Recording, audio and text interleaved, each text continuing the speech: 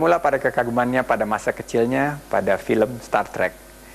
Sang Oscar kecil ingin mengetahui bagaimana caranya manusia bisa berkomunikasi dengan seekor atau sebuah, atau lebih tepatnya seorang robot. Hebat sekali.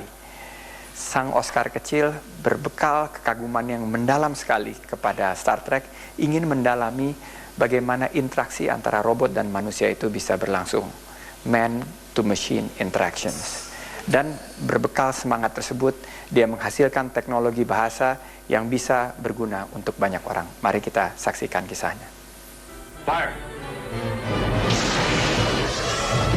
Ketika masih kecil, saya pernah melihat suatu film misalnya Star Trek. Bagaimana di situ pemerannya bisa berkomunikasi dengan mesin pakai suara. Padahal kan dalam nalar saya, apakah mungkin gitu kan berbicara seperti itu? Ya mungkin pada saat itu saya nggak menyadari bahwa itu semua adalah proses edit atau proses pembuatan oleh sutradara dan sebagainya. Tapi itu ternyata membekas gitu ya. Sehingga suatu saat saya juga kayaknya ingin bisa seperti itu. Ingin membuat aplikasi yang bisa human machine interaction, bisa saling berinteraksi antara manusia dengan mesin.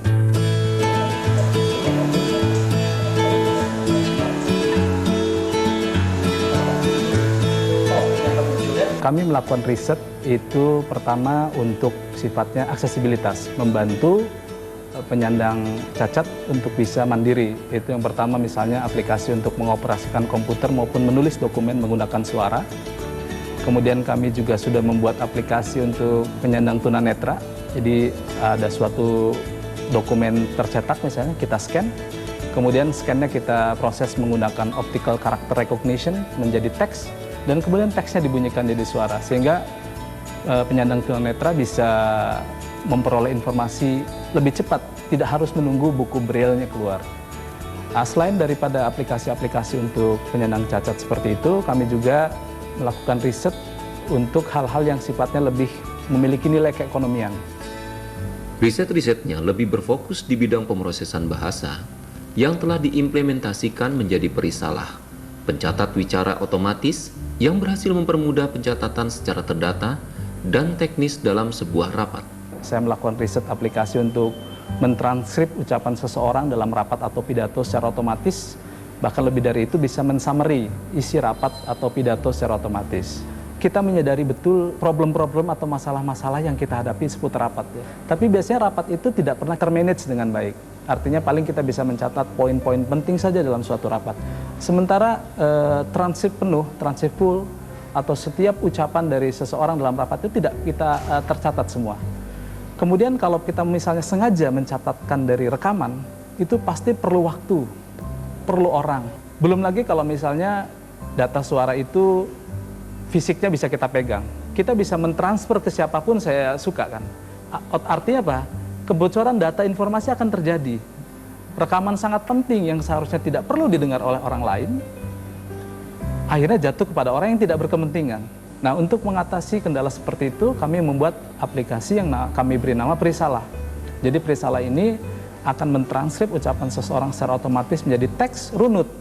Kapan seseorang mulai berbicara, kemudian siapa yang berbicara, dan berbicara apa dalam suatu pertemuan, sehingga akan sangat mudah kita periksa satu persatu yang berbicara siapa, gitu. Kemudian berbicara apa, sehingga akuntabilitas dari suatu pidato itu bisa kita peroleh dengan mudah. Ada level-level tingkatan penggunaan aplikasi ini. Yang pertama tentunya adalah administrator dari alat sistem ini. Itu bertugas misalnya untuk memanage kapan rapat dilaksanakan, siapa peserta rapatnya, dan sebagainya. Kemudian ada lagi yang levelnya level operator. Nah, kalau level operator lebih simpel lagi sebetulnya. Dia hanya membuka aplikasi, seperti kita layaknya membuka suatu aplikasi di komputer.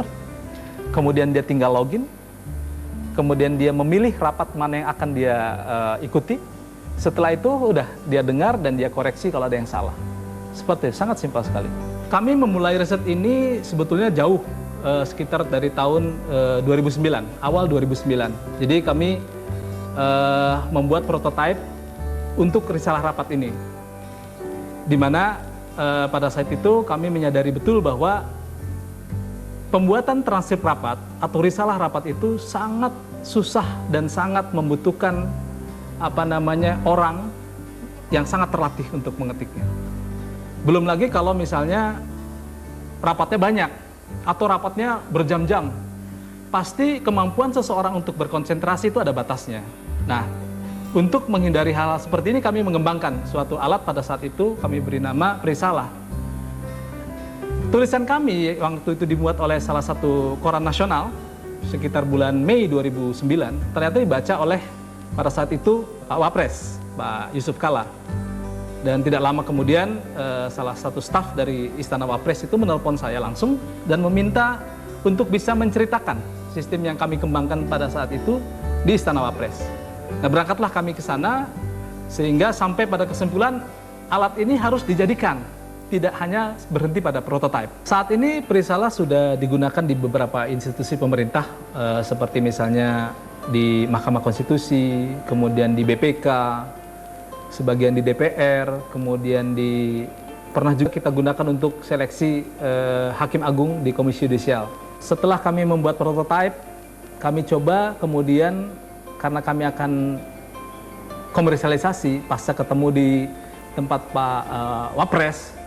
Jadi ada kebutuhan ini men-scale up dari prototipe menjadi komersial. Karena kalau kita kembangkan sendiri, biaya yang diperlukan sangat tinggi.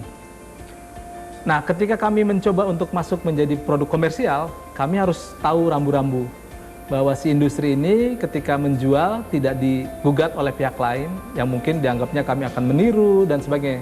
Kita tidak pernah tahu di suatu tempat atau mungkin di kantor paten Indonesia ada aplikasi ini yang sudah didaftarkan oleh kita, oleh bangsa kita sendiri atau oleh asing. Oleh karena itu kami kemudian mulai searching dokumen paten seluruh dunia. Kami coba, kami betul-betul press, kami cluster ke dalam topik dan riset yang sejenis. Ternyata paten kami belum ada yang sama gitu ya. Ada yang mirip tapi sangat berbeda. Akhirnya kami beranikan untuk membuat draft patennya, diasisteni oleh Biro Hukum di BPPT. Kemudian kami juga melakukan koordinasi dan audiensi dengan Direktorat Jenderal HKI, sehingga akhirnya terbitlah paten untuk kami gitu ya. Dan ini adalah salah satu paten yang boleh dibilang mungkin tercepat juga di Indonesia ya. Kalau tidak salah mungkin sekitar 15 bulan. Saat ini bersama 26 institusi riset di seluruh dunia mengembangkan aplikasi yang kami beri nama Voice Translation for You. Itu adalah suatu aplikasi yang memungkinkan kita berbicara dengan orang asing dalam bahasa kita. Jadi translasi suara ke suara. Mungkin kita pernah menggunakan Google Translate yang kita ketik. Nah, kalau ini Voice Translation for You adalah ucapan ke ucapan. Jadi kita tidak perlu mengetik, langsung saja berbicara, maka yang keluar translasinya juga suara. Partner kita berbicara menjawab dalam bahasa mereka, kita mendengarnya langsung juga dalam bahasa Indonesia. Itu adalah riset kami yang terbaru.